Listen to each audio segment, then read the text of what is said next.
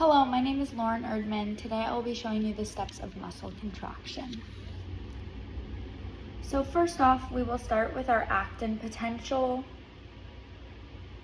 And this starts in our axon and the neuromuscular junction. And this AP will get pushed down towards the axon terminal from an electrical current.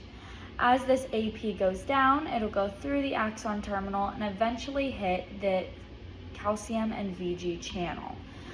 This calcium and VG channel only responds to a voltage like the actin potential will give it when it hits it. And so when this voltage happens, the channel opens and calcium will rush in through the gate. So this calcium will come into the axon terminal, and as the calcium comes in, the vesicles will be moved down. Now vesicles are just like a bag that hold the neurotransmitter acetylcholine.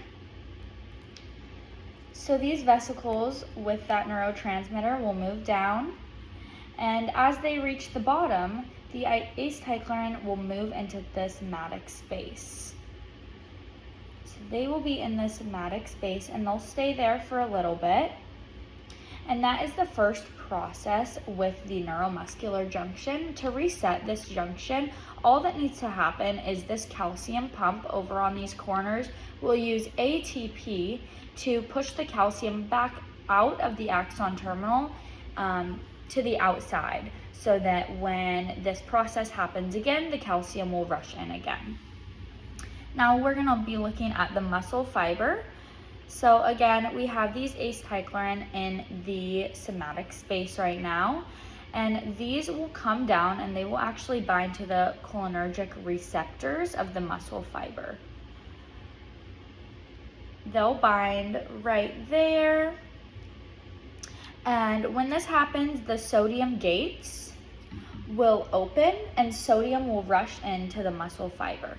So these little sodium guys will come down towards the muscle fiber, and when this happens, it does act like an electrical impulse for the muscle fiber. So the actin potential, which we saw earlier, will come down here and it'll go through the T tubules, and it'll head down there, the sarcolemma and T tubercles, and as the AP comes down, it opens the gate for these calcium ions.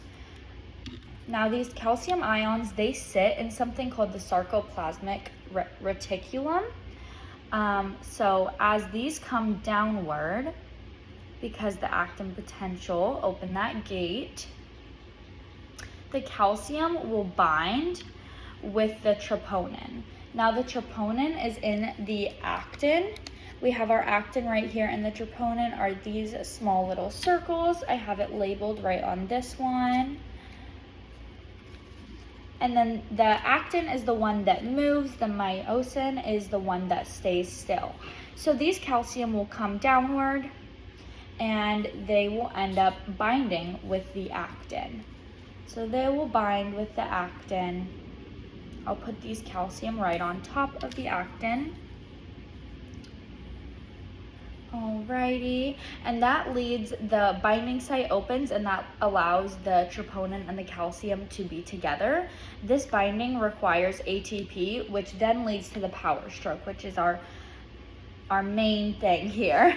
The power stroke is the hydrolysis of the ATP. So when that happens, the actin will come together, and when they're together over the myosin, let me show you here. That is our muscle contraction. When those actins come together, that is our muscle contracting. And those are all of the steps needed, quite a lot just from one muscle contraction, but that is how that all works together. Thank you so much for watching.